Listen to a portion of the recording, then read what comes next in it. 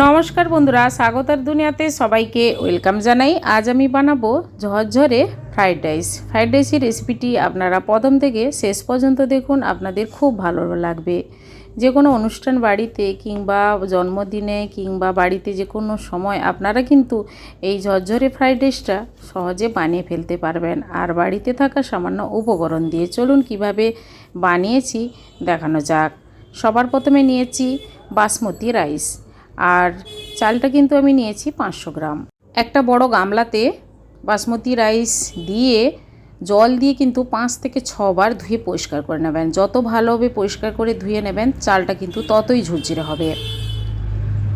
ধুয়ে পরিষ্কার করে নিয়েছি। এবার একটা বড় হাঁড়ির মধ্যে আগে থেকে জল ফুটতে দিয়েছিলাম, জলটা ফুটে উঠেছে।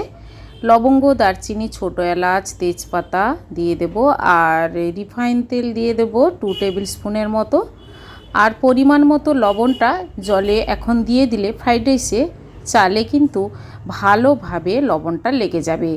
আপনারা জলে লবণ পরিমাণ বুঝে দিয়ে দেবেন। আমি লবণ দিলাম। এবার নাড়াচাড়া করে জলটা ফুটে উঠেছে, ধুয়ে রাখা চালটা আস্তে আস্তে করে হাঁড়ির মধ্যে দিয়ে দেব। গ্যাসের ফ্লেমটা হাই টু মিডিয়াম করে রাইসটা কিন্তু ফুটতে দিতে হবে। আর ফোটানোর সময় আপনারা কিন্তু অনবরত নাড়বেন। আর 70 থেকে 80% মতো ফ্রাইড রাইসের চালটা কিন্তু সেদ্ধ করবেন। বেশি নরম করে দিলে ঝরঝরে হবে না আর রাইসটা খারাপ হয়ে যাবে। তাই আমি কিন্তু 70 থেকে 80% মতো হবে। রাইসটা তৈরি হয়ে গেছে। এবার আলাদা জায়গায় ছাঁকনি দিয়ে ছেঁকে রাইসটা আমি গামলার মধ্যে রেখে ফ্যানের হাওয়াতে আধ ঘন্টা হাওয়াতে শুকিয়ে নেব, তাহলে রাইসটা খুবই ঝরঝরে হবে। ফ্রাইড রাইস বানানোর জন্য আমি গাজর আর বিনস ছোট ছোট করে কেটে ধুয়ে পরিষ্কার করে নিয়েছি। এবার গ্যাসটা অন করে দিয়েছি। ননস্টিক কড়াই মধ্যে দিয়ে দিলাম সাদা তেল। আপনারা এখানে অল্প ঘি দিতে পারেন। আমি ঘিটা ফ্রাইড রাইসে লাস্টে দেব, তাই আমি এখানে অল্প রিফাইন তেলে বিনস, গাজর আর পরিমাণ মতো লবণ দিয়ে নাড়াচাড়া করে ঢাকা দিয়ে গ্যাসের ফ্লেম লো রেখে কিছুক্ষণ কিন্তু গাজর আর বিনসটা ভেজে নেব।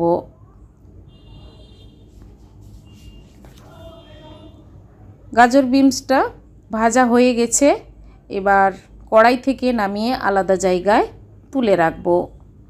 এবার ওই কড়াইতে দিয়ে দিচ্ছি কাজু বাদাম আর কিশমিশ। এক মুঠো করে দিয়ে দিলাম। কাজু কিশমিশ অল্প ভেজে নিলাম। এবার রাইসটা কিন্তু ঠান্ডা হয়ে গেছে। এবার ফ্রাইড রাইসটা বানিয়ে নিচ্ছি। চিনি গুঁড়ো করে দিয়েছি, আপনারা চিনি না গুঁড়ো করে দিতে পারেন, গুঁড়ো করে দিলে ভালো হয়। আর সামান্য পরিমাণ আমি লবণ অ্যাড করলাম, যেহেতু আমি রাইসের সময় লবণও দিয়েছিলাম সেদ্ধ করার সময়। তারপরেও একটু লবণ আর চিনিটা গুঁড়ো করে দিয়ে দিলাম ফ্রাইড রাইসে। আর ভেজে রাখা বিনস, গাজর, তারপর হচ্ছে কিশমিশ, কাজু ভেজে রেখেছিলাম, সমস্ত উপকরণ রাইসে দিয়ে দিলাম। দিয়ে নাড়াচাড়া করে নেব আর রাইসের সঙ্গে ভালোভাবে মিশিয়ে নেব। মিশিয়ে নেওয়ার পর সবার লাস্টে আমি দিয়ে দেব ঘি। ঘিটা আমি এখন দিয়ে দিচ্ছি। দেওয়ার পর রাইসে মিশিয়ে তারপর আমি ছোট হাঁড়ির মধ্যে সমস্ত রাইস দিয়ে তারপর গ্যাসটা অন করে একটা তাওয়ার মধ্যে হাঁড়ি বসিয়ে মিনিট 30-এর মতো টাইম দিয়ে স্টিমে রেখে দেব। তাহলে ফ্রাইড রাইসটা কিন্তু একদম পারফেক্ট ঝরঝরে আর সুস্বাদু তৈরি হয়ে যাবে। এবার সার্ভ করে নিচ্ছি।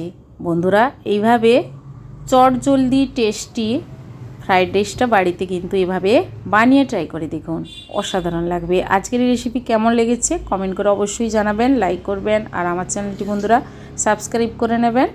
এরকম দারুণ দারুণ রেসিপি জানতে হলে পাশে থাকা বেল আইকন প্রেস করবেন। আমার চ্যানেলে যখন কোনো নতুন রেসিপি দেব আপনাদের কাছে নোটিফিকেশান খুব সহজে পৌঁছে যাবে। আজ এই পর্যন্ত, আবার হাজির হব যে কোনো সময় নতুন কোনো রেসিপি নিয়ে। সবাই ভালো থাকুন, সুস্থ থাকুন। ধন্যবাদ।